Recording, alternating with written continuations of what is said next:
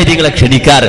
നിങ്ങൾ കണ്ടോളൂ, മാന്യതയുടെ ഒരു ഭാവം, മാന്യതയുടെ ഒരു ഭാവം. ഈ കോഴിക്കോട് വെച്ചുകൊണ്ട് തന്നെ, ഈ കോഴിക്കോട് ജില്ലയിൽ അറിയപ്പെട്ട സ്ഥലമായ കൊടുവള്ളിയിൽ വെച്ചുകൊണ്ട് നടന്ന ഒരു മുഖാമുഖം, ഈ അടുത്ത് നടന്ന മുഖാമുഖം, ഇവിടെ പ്രസംഗിച്ച അലവി സക്കാഫിയും അതുപോലെ തന്നെ സുലൈമാൻ സക്കാഫി മാളിയേക്കലും, ആ മാളിയേക്കലും കൂടി നടത്തിയ മുഖാമുഖം, ആ മുഖാമുഖത്തിലേക്ക് മുജാഹിദുകളെ വളരെ സ്നേഹത്തോട് വിളിക്കുന്ന ഭാഷയുണ്ട്.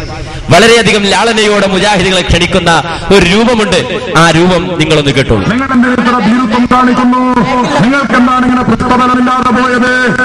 നിങ്ങൾക്ക് എന്തുകൊണ്ടാണ് ഇങ്ങനെ പ്രശ്നബലമില്ലാതെ പോയത്? ഞങ്ങൾ കാഫറുകളാണെന്നും മുശ്രിക്കുകളാണെന്നും പ്രമാണബദ്ധമായി തെളിയിക്കുവാൻ മാത്രം പ്രശ്നബലമുള്ള ഏതെങ്കിലും മൗലവിമാർ നിങ്ങളുടെ കൂട്ടത്തിലുണ്ടെങ്കിൽ അടുത്തു നടക്കാനിരിക്കുന്ന മുഖാമുഖങ്ങളിലേക്ക് അവരെയും ഞങ്ങൾ ക്ഷണിക്കുന്നു. ഇത് മനസ്സിലാക്കണം. നിങ്ങൾ ദീനിന്റെ നിയമങ്ങൾ നിങ്ങളുടെ ഗുഹ്യസ്ഥാനങ്ങളിൽ നിന്ന് പറിച്ചെടുത്ത് വിശദീകരിക്കുന്ന, അട്ടിമറിക്കുന്ന തോന്നിവാസത്തിനാണ് സഹോദരങ്ങളെ പൗരോഹിത്യം എന്ന് പറയുന്നത്. കണ്ടോ? അപ്പൊ മനുഷ്യരെ ക്ഷണിക്കണം. എങ്ങനെ വിളിക്കുന്നത്? എങ്ങനെ വിളിക്കുന്നത്? മുജാഹിദുകൾ വരൂ. മുജാഹിദുകൾ വരൂ എന്ന് പറഞ്ഞാല് ഏത് മുജാഹിദാ വരേണ്ടത്? അത് എല്ലാ മുജാഹിദുകൾക്കും ഇവിടെ പ്രവേശനമില്ല. പൃഷ്ഠബലമുള്ള മുജാഹിദുകൾ വരൂ. അതെന്താ ആ സാധനം? അതെന്ത് ബലാണ്? പല ബലവും നമ്മൾ കണ്ടിട്ടുണ്ട്. പൃഷ്ഠബലം. പൃഷ്ഠബലമുള്ള മുജാഹിദീങ്ങൾ വരൂ. പൃഷ്ഠബലമുള്ള മുജാഹിദീങ്ങൾ വരൂ. സുബ്ഹാനല്ലാഹ്, അതെന്ത് ബലാണ്? നമ്മൾ ചിന്തിച്ചിട്ട് മനസ്സിലായില്ല. നമ്മൾ ചിന്തിച്ചിട്ട് മനസ്സിലായില്ല. അന്ന് കൊടുവള്ളിയിൽ തന്നെ ഞാൻ മറുപടി പറഞ്ഞു, ഏയ് അല്ലെങ്കിലും സക്കാഫികളുടെ അടുക്കലേക്ക് വരണമെങ്കിൽ ആ തരത്തിലുള്ള ബലക്ക് ഉണ്ടാകണം. അങ്ങനെയുള്ള ആളുകൾക്ക് മാത്രമേ സക്കാഫികളുടെ അടുക്കലേക്ക് പോകാവൂ എന്ന് ഞങ്ങളല്ല പറഞ്ഞത്. നേരെ മറിച്ച് ഈ സക്കാഫികളുടെ വാഹനങ്ങൾ ഒഴിക്കുന്ന ഡ്രൈവർമാർ തന്നെ വ്യക്തമാക്കിയിട്ടുള്ളതാണ് എന്ന് ഞാനെന്ന് അവിടെ മറുപടി പറഞ്ഞിരുന്നു. അപ്പൊ പൃഷ്ഠബലം വേണം. പൃഷ്ഠബലമുള്ളവർ വരൂ. പൃഷ്ഠബലമുള്ളവർ സദസ്സിലേക്ക് വരൂ. പൃഷ്ഠബലം എന്താ നിങ്ങൾക്ക് ഇല്ലാതെ പോയത്? ഞങ്ങൾക്ക് മനസ്സിലായില്ല. എന്താണ് ഈ പൃഷ്ഠബലം? എന്താണ് ഈ പൃഷ്ഠബലം? അപ്പൊ നിങ്ങൾ അതൊന്ന് വിശദീകരിച്ചു തരണം. എന്താണ് സാഹിബേ ഈ പൃഷ്ഠബലം? അതുകൊണ്ട് അവസാനിച്ചോ? മുജാഹിദുകളെ ക്ഷണിച്ചിട്ട് പറയാ എന്താ പൗരോഹിത്യം എന്ന് പറഞ്ഞാൽ? സഹോദരങ്ങൾ, ഇതുപോലൊരു സദസ്സിന് പറയാൻ പറ്റാത്ത വാചകം അല്ലേ?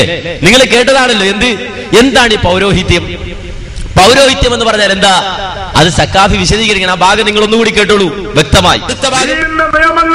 നിങ്ങളുടെ ഗുഹ്യസ്ഥാനങ്ങളിൽ നിന്ന് പറിച്ചെടുത്ത് ദീനിന്റെ നിയമങ്ങൾ നിങ്ങളുടെ ഗുഹ്യസ്ഥാനങ്ങളിൽ നിന്ന് പറിച്ചെടുത്ത് ദീനിന്റെ നിയമങ്ങൾ നിങ്ങളുടെ ഗുഹ്യസ്ഥാനങ്ങളിൽ നിന്ന് പറിച്ചെടുത്ത് വിശദീകരിക്കുന്ന, അട്ടിമറിക്കുന്ന തോന്നിവാസത്തിനാണ് സഹോദരങ്ങളെ പൗരോഹിത്യം എന്ന് പറയുന്നത്. പൗരോഹിത്യം എന്ന് പറയുന്നത് എന്തിനാണ്? പൗരോഹിത്യം എന്ന് പറഞ്ഞ ദീനിന്റെ നിയമങ്ങൾ പിന്നെ സക്കാഫിയുടെ ഭാഷയിൽ പറയാണെന്ത്? ഗുഹ്യസ്ഥാനത്ത് നിന്ന് പറിച്ചെടുത്ത് വിശദീകരിക്കുന്നതിനാണ് പൗരോഹിത്യം എന്ന് പറയുന്നത്. എന്ത് കൾച്ചറാണ്! എന്ത് നല്ല സംസ്കാരം! നല്ല പളുങ്കുപോലത്തെ വർത്തമാനം! ഈ ജാതി മനുഷ്യന്മാരുടെ മുന്നിലേക്കാണ് എന്ത് ചോദ്യം ചോദിക്കാൻ ചെല്ലേണ്ടതേ, ദീൻ പഠിക്കാൻ. എങ്ങനെ? പൃഷ്ഠബലം പിന്നെ പൗരോഹിത്യം മൂപ്പര് പറഞ്ഞതുപോലെ അവിടുന്നൊക്കെ പറിച്ചെടുക്കണം. അതാണ് പൗരോഹിത്യം.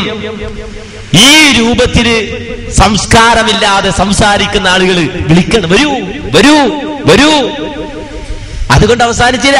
ഇതൊക്കെ പറഞ്ഞിട്ട് മൂപ്പര് പറയും ഇനി ഏറെയുണ്ട് എന്റെ പൃഷ്ഠബലവും പിന്നെ പൗരോഹിത്യമൊക്കെ പറഞ്ഞിട്ട് പിന്നെ മൂപ്പര് പറയാണ് എന്ത്? ഇതൊന്നല്ല, ഇനിയുമുണ്ട് സ്റ്റോക്ക്, ഞാൻ പറയണില്ല. ആ ഭാഗം കൂടി നിങ്ങൾ കേട്ടോ. ഇപ്പൊ ഇവരുടെ ആരോപണമാണ് പറയാൻ ഇവരാരാ? ഇവർക്ക് റസൂലുള്ളാഹിന്റെ സുന്നത്ത് തിരിഞ്ഞിട്ടുണ്ടോ? ഇവർക്ക് റസൂലുള്ളാഹിന്റെ സുന്നത്ത് തിരിഞ്ഞിട്ടുണ്ടോ? അല്ലാഹുവിന്റെ ഖുർആൻ തിരിഞ്ഞിട്ടുണ്ടോ? ഖുർആനും സുന്നത്തും തിരിയാത്ത വാക്കുകൾ പ്രയോഗിക്കാനുണ്ട്. പക്ഷെ ഞാൻ മനഃപൂർവ്വം പിൻവലിയുന്നു. ഇൻഷാ അല്ലാഹ് വേണമെങ്കിൽ അവസാനം പറയാം. ഖുർആനും സുന്നത്തും തിരിയാത്ത വാക്കുകൾ പ്രയോഗിക്കാനുണ്ട്. പക്ഷെ ഞാൻ മനഃപൂർവ്വം പിൻവലിയുന്നു. ഇൻഷാ അല്ലാഹ് വേണമെങ്കിൽ അവസാനം പറയാം. കണ്ടോ? വാക്കുകൾ പ്രയോഗിക്കാനുണ്ട്, പക്ഷെ ഞാൻ മനഃപൂർവ്വം പിന്തിരിയാണ്, വേണമെങ്കിൽ പിന്നീട് ഞാൻ പറയാം. എന്തൊക്കെ പറഞ്ഞു? ഇതൊക്കെ പറഞ്ഞിട്ട് അവസാനം പറയണേ ഇനിയുണ്ട് എന്റെ സ്റ്റോക്ക്, പക്ഷെ ഞാനിപ്പോ പറയണില്ല. അത് വേണ്ടി വന്നാൽ പിന്നീട് അവസാനം ഞാൻ ഉപയോഗിച്ചോളാം. പറഞ്ഞിട്ട് തീരുന്നില്ല. തീരാത്ത രൂപത്തിൽ വീണ്ടും സംസാരിക്കാണ്. ഇതാണ് മുഖാമുഖത്തിന്റെ ഒരു സംസ്കാരം, ഒരു ശൈലി. അതുകൊണ്ട് അവസാനിച്ചോ? ഇല്ല. ഇതെന്താ ഇങ്ങനെ വിശദീകരിക്കണമെന്നറിയോ? ചില സാധാരണക്കാരുണ്ട്, അവർ ചിന്തിക്കും എന്തേ മുഖാമുഖം മുഖാമുഖം മുഖാമുഖം എന്നൊക്കെ പറയുമ്പോ ഹേയ് അവിടെ അങ്ങ് സമ്മതിച്ചാൽ എന്താ? ഈ ജാതി മുഖാമുഖല്ലേ, അതിനങ്ങ് സമ്മതിക്കാൻ പറ്റുമോ? മനുഷ്യന്മാർക്ക് മാന്യതയുള്ളവർക്ക് ഈ ജാതി മനുഷ്യന്മാരുമായി ബന്ധപ്പെടാൻ പറ്റുമോ? ഇല്ലല്ലോ. ബന്ധപ്പെടേണ്ട ആളുകള് അതുപോലെ സക്കാഫികൾ വരും. വേഷം മാറിയിട്ട്. ഇപ്പൊ നിങ്ങൾ കാണാൻ പോകുന്ന ഒരു സക്കാഫിയ വന്നത് മുജാഹിദികൾ തിരുവനന്തപുരത്ത് വെച്ചുകൊണ്ട് ഒരു മുഖാമുഖം നടത്തി.